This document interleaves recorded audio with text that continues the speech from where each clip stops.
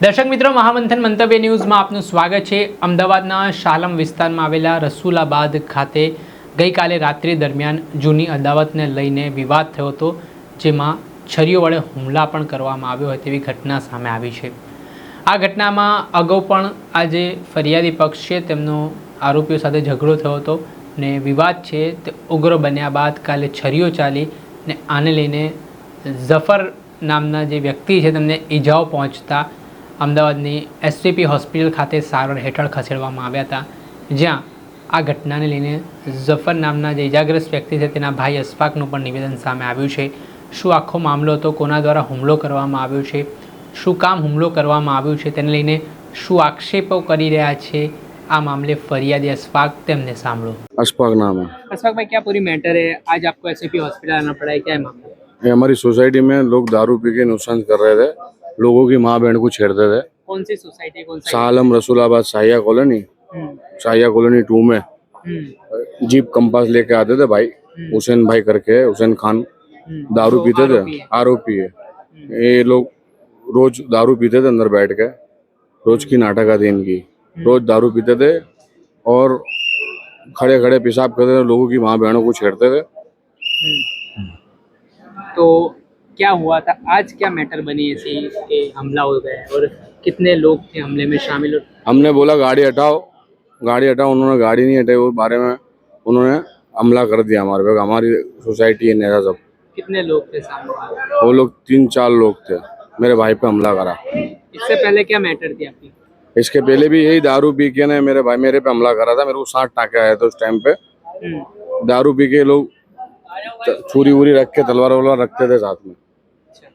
तो police station में आपने इस बारे में कार्रवाई की मांग की, एफआईआर करी? मैंने की थी मांग, पर वो छूट गए भाई। एट द टाइम छूट गए थे भाई। अब क्या मांग है आपकी, किस तरह का न्याय? मेरी मांग है कि मेरे को न्याय मिले। मेरे को डर लगती है, मेरे को सेफ फील हो, ऐसा कुछ होना चाहिए। मेरे घर में बच्चे हैं, सबका ध्यान कौन रखेगा? हम तो काम धंधे वाले, रोज सुबह उठ के निकल जाते काम पे, शाम को लौटते रात को 8 बजे 9 बजे।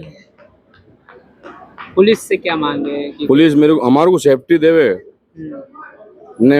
पुलिस वालों से मैं गुजारिश करता हूँ कि पुलिस वाले ये सब चीजें बंद करावे। दारू वारू का जो पीते लोग, धंधा तो चलो नहीं कर सकते कोई बंद, पर ये लोग दारू पीते रोड पे और लोगों की माँ बहनों को छेड़ते। ने गुजरात में यूं भी दारू बैन है, फिर भी लोग दारू पीते, ध्यान नहीं दे रहे कोई। हर चंद्री साहब को मेरी गुजारिश है कि इस चीज पे ध्यान दिया जाए, मुस्लिम एरियो में ध्यान दिया जाए। ये दारू पी के नाटक करते रोज। अच्छा, आपको ऐसा लगता है कि मुस्लिम एरिया में कार्यवाही वीक हो रही है? वीक हो रही है, मेरे को ऐसा लग रहा है। तो अभी आपने कुछ फरियाद की कि नहीं? मैंने अभी फरियाद करने गए घर वाले। मैं यहाँ हॉस्पिटल में मेरे भाई की देखना है क्या लगा क्या नहीं। अभी क्या नाम था उनका अभी जो इनको इंजरी है? जाफर भाई नाम है उनका। जाफर, क्या काम करते हैं? और हम सब गाड़ियाँ तोड़ते कबाड़ी में। जी, आरोपी में कौन कौन? आरोपी में हुसैन करके था, उसके साथ उसका भाई भतीजा फैसल था, उसका एक लड़का था, फिर एक उसका कोई कुरैशी दोस्त था, उसका नाम मेरे को मालूम नहीं है। नाम मिलेगा अभी मैं पूछ के बताऊंगा आपको भाई। ने बहुत डराते भाई, पुलिस कंप्लेन करो तो बोलते पुलिस स्टेशन में, बोले अभी छूट जाऊंगा मैं, यूँ जाऊंगा यूँ आ जाऊंगा। पुलिस तो बोले हमारा कोई टेंशन नहीं है यूँ। इन लोगों के जेक अच्छे, वो बोलते मेरा HS होटल वाला मेरा ससरा है, हम वो ग्रुप में है कि तुम हमारा कुछ नहीं कर सकोगे। मेरे को डर लगती भाई। इतनी बार तो यार मैंने किस तरह मैं समझाऊँ भाई, मेरे पास वर्ड्स नहीं तुम्हारे को बोलने के लिए।